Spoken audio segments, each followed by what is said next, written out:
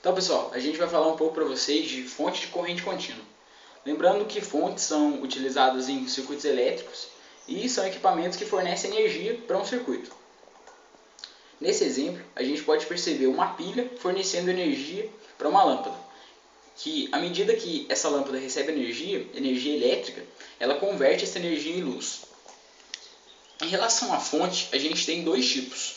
Aqui fornece corrente alternada e aqui fornece corrente contínua. A diferença básica entre essas duas correntes está no seu comportamento em relação ao tempo. A gente pode perceber que nesse gráfico de corrente alternada, a corrente, à medida que o tempo passa, ela varia de intensidade e de polaridade. Isso significa que ela nunca tem o mesmo valor e nunca tem o mesmo sentido. Ambos estão sempre alterando. E aqui a gente tem um gráfico de corrente contínua. A gente pode perceber aqui que esse gráfico, à medida que o tempo passa, a corrente não varia de polaridade e não varia de intensidade, o que garante que ela tenha sempre o mesmo valor e o mesmo sentido.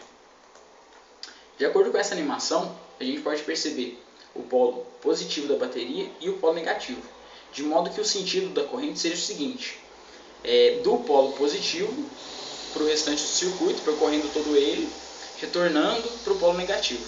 Aí, interno na bateria, a gente tem reações químicas que forçam essas cargas a irem do anodo negativo para o catodo positivo. Nesse esquema de circuito aqui, a gente tem uma bateria. O I aqui está representando o sentido da corrente e o R está representando uma resistência.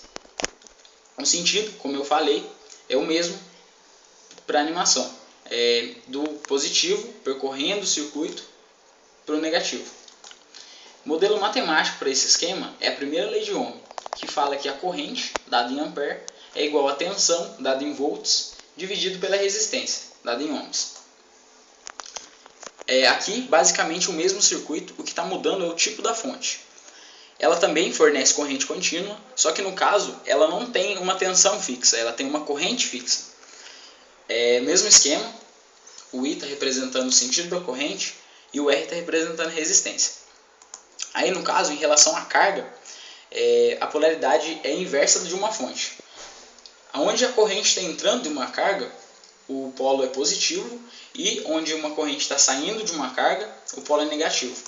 O esquema matemático para esse fenômeno é o mesmo, a primeira lei de Ohm, que, como eu falei, é a corrente, que é igual à tensão dividido pela resistência. Então, gente, agora eu vou falar do sentido da corrente, que existe convencional e real.